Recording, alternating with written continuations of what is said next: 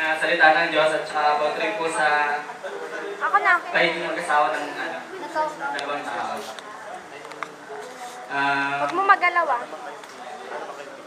Meron sa bahay. I-set up daw. Great Mystery of Marriage. Part 1. Para po sa pagkakaintindi ko rito, ko po, kapag pinakasala mo ang isang tao, mahal mo. At pag pinakasala mo ang isang tao, para ka na rin pong nagpakasal sa Diyos. Sabi po ng Diyos, mahalin mo ang tao, mahal mo na rin siya.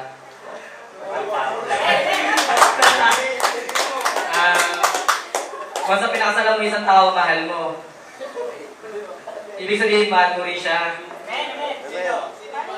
Mahal natin si God, syempre.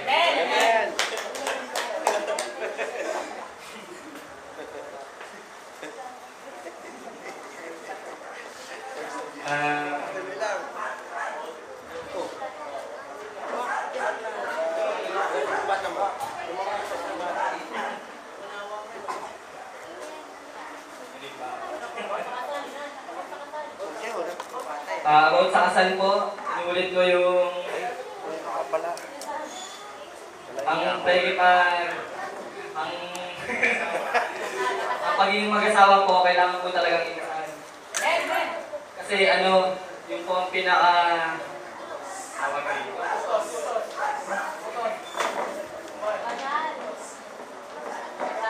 talaga yung utos ng Diyos para maging legal po ang ating pagiging mag-asawa. At para maging okay po tayo sa communication sa Kanya.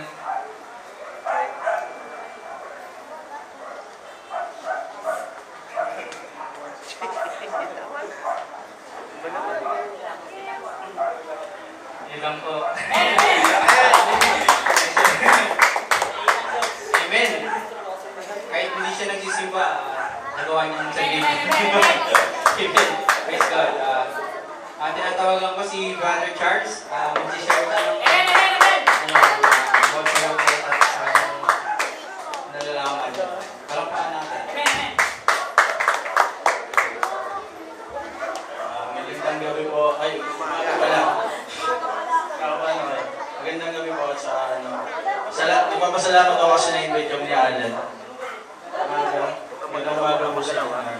Nagpapasalamat ako kasi invite kami ni Alan. Yung binigay sa akin ni Alan na bumulit, yung deterioration ng young people. Nung nabasa ko to, kasi nag-ano rin ako, nag-serve din ako sa church. So sa akin, pag-aintindi ko dito, kasi may iba tayo network, may eldest, diba, may young people, parang asayun, diba? Kasi ako asayun pa kasi wala pa akong asawa. Pero ang pagkakaintindi ko, para sa yung sa leadership ng pagiging kabataan, kasi sabi nga ng Diyos, kasi kagaya ko, ako ginagamit ako sa music team. Pag yung binigay sa'yo ng Diyos na talent, kailangan ibalik natin para sa Kanya. Kasi ginagamit natin, binigay niya sa atin ito, ibalik natin ito sa Kanya. Saka yung sa akin lang, papasok ko lang yung verse na yung sa Jeremiah 29:11. Yung plan of God, kasi sabi dito, sabi nga, for I know the plans I have for you, says the Lord, are plans for good and not disaster, to give you future and hope. Di ba napakabuti ng Panginoon? Kasi may plano talaga siya sa atin. Hindi tayo papahamak. Meron siyang magandang plano para sa atin. Yun nga, kaya kung nasa matuwid na landas tayo at naglilingkod tayo sa Panginoon, yung talagang para maging, di ba, sa ngayon, sa libutan, ang dami talagang tukso. Hindi may iwasan sa kabataan yan. Kasi, kapag labas mo pa lang dyan, ang dami ng, makamundong mangyayari. Kasi, once na wala kay Lord, mahina yung spiritual na kalakasan mo. Tsaka isama ko pa yung sa Matthew 6 verse 33. But seek ye first the kingdom of God and His righteousness, and all these things shall be added unto you. Check, Kaya ito sabi, ngunit higit sa lahat ay pagsikapan ninyo na kayo pagarihan ng Diyos at mamuhay ng ayon sa kanyang kalooban at ibibigay niya sa inyo Ano ilalagay mo dyan? kailangan. Kaya, di ba, pag sinabi, Tayo pa urong. pag inunan mo yung kaharian ng Diyos, ilalagay niya lahat ng mga nararapat niya mga Dito. na idagdag. Kaya nagpapasalamat ako dahil may nabasa ako na ganitong booklet na kumuha din sa damdamin ko na bilang kabataan dapat naglilingkod tayo sa Diyos at nasa matuloy tayo landas. Yun lang po. Maraming salamat, Brother Charles. Tinatawag ko naman si Sister Grace Gasha. Si-share naman siya ng kanyang nabasa. Kung may mga diyang Bible, prepare kayo ng Bible para magbasa tayo ng verses. Magandang umaga po sa lahat. Ako nga pala si Grace po, kabanda ni actually, galing ako sa isang Baptist church sa Putray. Mission pa lang siya. Pero, yung pangyayari ngayon, siguro nag-open din sa akin na malaking opportunity para, hindi naman natin sabihin magbalik loob, para alalahanin ulit siya para sa akin. Ngayon, yung share ko lang po, sa booklet na binigay sa akin ni Alan, yung nasa akin kasi is Great Mystery of Marriage Part 1. Gusto ko lang pong i-share yung verse na Revelations 13:8. Kung sino pa yung mga may Bible, sana i-open mo. Revelation 13:8. Open your Bible. Ito lang po yung verse na nakita ko talaga. Tsaka gusto kong i-expound, ipaliwanag. Pakibasa na lang. Revelation 13:8. Sasamba sa kanya ang lahat ng nabubuhay sa ibabaw ng lupa, maliban sa mga tao ang pangalan ay nakasulat sa aklat ng buhay, magmula para hindi kainag sa lupa. Ang aklat na ito ay iniingatan ng korderong pinagkaroon. Amen. Ayan po. Meron lang po akong key points na gustong ipaliwanag dun sa verse na yun. Yung una is the election of Christian Tuminan. before the birth. Paurong daw yung upuan. Mababasa po natin sa 1 Peter 1 verse 1, chapter 1, verse 2. Kung sino po may Bible, sana basahin natin siya. 1 Peter chapter 1, verse 2. First Peter.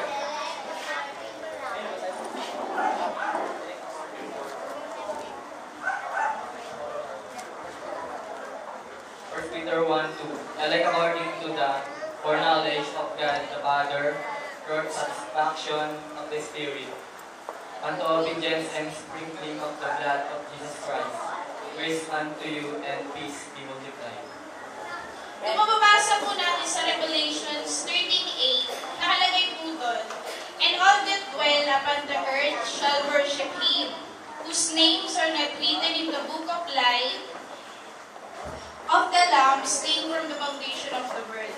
Doon naman po sa 1 Peter chapter 1-2, kumbaga, ginajustify po niya na before the world begin, meron na po talagang inelect yung Man, kuhanin mo yung si upuan. Lord na makasama niya sa marriage of the Lamb. And the marriage of the Lamb po, yun po yung church Upuan, po, yung upuan. Ayun o, tinatawag kay mama na mo. po, Ayun o, kay mama mo. na Lord. Oo, bigay mo dito, lagay mo dito. Lagay mo dito. Tsaka sa Romans, mababasa po natin yung sa verse ng Romans 8:28. Ano lang po. And we know that all things work together for good to them that love God and to them who are the called according to the will of God. Meron po doon, kung makikita natin sa verse, meron pong nakalagay na the called. Sino po yung the called na sinasabi dyan? Ayun po yung tinatawag nating mga elect bago pa po mabuo yung mundo. Bago pa po mabuo yung mundo. At yun po yung tinatawag natin na church na someday, when Christ come back, yun po yung magiging white. Yun po yung ire-ready na Lord sa kanya. Sa'yo mo nag-ano? Yung ano yun?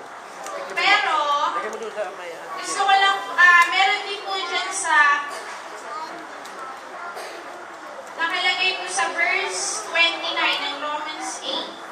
Yan, yan. We are predestined to be conformed to the image of His Son. So talagang, yung may mga elect po talaga at saka hindi elect. Ba't mo ginaganyan? Sarado mo lahat. Gusto ko lang rin po isama yung sa sin. Or hindi po porke tayo ay mga napili para masama sa isang church, wala na po tayong sin. Ang mga elect po, yung sin po kasi is nature natin. Pero, by grace, we were free. Kumbaga, natanggal lang tayo sa bondage ng sin. Pero, it doesn't mean na hindi tayo makakagawa ng kasalanan. Sabi nga po sa Romans 6:14, for sin shall not have dominion over you, for ye are not under the law, but under grace. So, by grace of God, nandun po yung parang tinatawag natin siguro na konsensya natin pag gumagawa tayo ng kasalanan. Hindi po talaga mawawala yung sin kasi that is nature. Kumbaga imputed na po yan sa atin. Before pa man po magawa ang earth, malikha si Eva at Adan, magkaroon ng unang kasalan sa mundo, nila na ang sin. By grace, yun lang po talaga tayo makakalaya. We are dead by sin, but we live because of righteousness. Sabi nga po sa Romans 8:10, and if Christ be in you, the body is dead because of sin, but the spirit is life because of righteousness. Yun lang po yung gusto kong i-share ngayong umaga. Sana po naunawaan natin sa elect and sa sin. Maraming salamat, Sis Grace. Remind ko lang, yung may mga notebook dyan, ballpen, mag-take notes kayo kasi mamaya magtatanong kami. Bibigay ng prize. So dapat, bilis natin malalaman yung mga nakikinig. Tinatawagan ko si Brother Julius para magpahayag ng kanyang report at pahayag ng Diyos.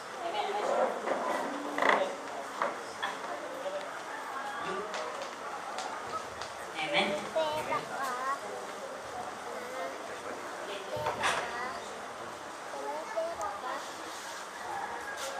So, ito ang about sa pag-aaralan natin ngayon. Ang share ko is about sa marriage. Kasi sakto, di ba? Sakto sa gaganapin natin, kasal marriage. Unawain natin, kailan ba nagkaroon ng pasimula ng marriage? Kailan ba nagkaroon ng marriage? So, kung mapapansin natin, balik tayo sa Genesis, sa creation. So, sino may mga Bible dyan? So, ano nyo lang, sa Bible nyo lang. Tsaka sa mga may notebook, write down na lang natin. Nang pasimula nilikha ng Diyos ang tao, nilikha ng Diyos ang tao upang sila ang mamahala sa lahat ng mga nilikha ng Diyos. So, mababasa natin yan in Genesis chapter 1, verse 26 to 28. So, babasahin ko para sabihin yung So, eto.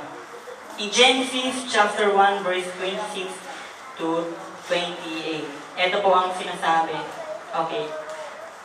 Chapter 1, verse 26.